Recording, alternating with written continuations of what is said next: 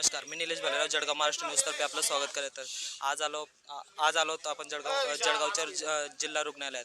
जिल्हा रुग्णालयातील जे कामगार मुलं आहेत, युवक आहेत, त्यांच्या काही समस्या आहेत. आज आपण स्वतः त्यांना विचारूया. नमस्कार सर. हां बोला. काय समस्या आहे तुमच्या?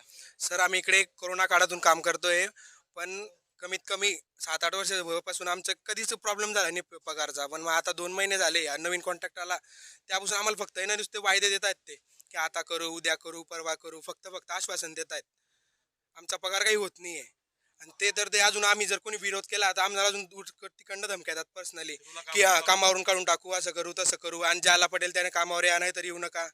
म्हणजे यांना कोरोना काळात आमची गरज होती, त्यावेळेस आम्ही आमचा स्वतःचा जीव धोक्यात घेऊन इकडे काम केलं, आणि आता यांना गरज नाही तर आता आम्हाला अशा धमक्या देतात ते.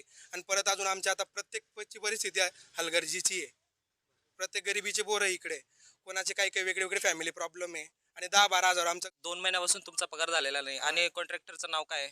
कॉन्ट्रॅक्टरचं नाव नाही माहिती सर आम्हाला. स्मार्ट कंपनी थ्रू आम्ही कामाला आहेत. आमचं हे म्हणणं एकच आहे की आम्हाला पियुष भट म्हणून आहेत, ते आमचे होऊन जाईल, पण तो पेमेंट काही होत नाहीये. आता अक्षरशः आश्वासन ऐकून आम्ही पागल होऊन गेलेले आहे. तर आज आमच्या सर्वांचं असंच मागणी फक्त की आमचा पेमेंट आजच्या आज हो. आमची त्यांना विनंती पण आहे, नाही तर उद्या आम्ही एकही पुरा काम करणार नाही, याची जबाबदारी मी घेतो. बरं, आणि तुम्ही म्हणजे आज कामाला जाणार आहेत की नाही? आता जातोय आम्ही कामाला. आता आम्हाला दिलं म्हणले, सांगितलं आमच्या अध्यक्षांनी सांगितलं की जा, आम्ही जातोय आता कामाला, पण उद्या परत आम्ही जर पेमेंट झालं तर उद्या आम्ही परत बसणार. जो बोलतो स्टार्टिंगला त्याला टार्गेट करतात ते. म्हणजे काय बोलतात, काय सांगतात, काही धमकी वगैरे काही? त्याला टार्गेट असं करतात की याला कामावरनं कसं काढायचं, काय काढायचं, म्हणजे त्याला चुका न करणारा पोराला बी चुका करायला लावतात, आणि रिकामच त्याला कामावरनं काढायच्या धमक्या देतात. म्हणजे तो लीडर म्हणून काम करतोय आज, तर त्याला काढून टाकायचं, म्हणजे बाकीच्यांना ते युनिटीनी बनवू द्यायची. आणि आम्ही यावेळेस युनिटी बनवणार आहे आता. बरं, आपण पाहू शकतो की कोरोना काळापासून हे सर्व युवक जिल्हा रुग्णालयामध्ये एक तातडीने काम करत आहेत, चांगल्या प्रमाणे काम करत आहेत.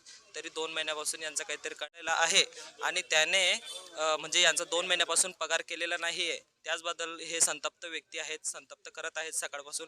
आणि यांना आता डीन सरांनी आश्वासन दिलं आहे की आज नाही तर उद्या तुमचा पेमेंट करण्यात येईल, आणि जर तसं नाही झालं तर यांचं खुलं आश्वासन आहे की एकही मुलगा इथं काम करणार नाही, आणि हे कुणाला काम हे करू देणार नाही.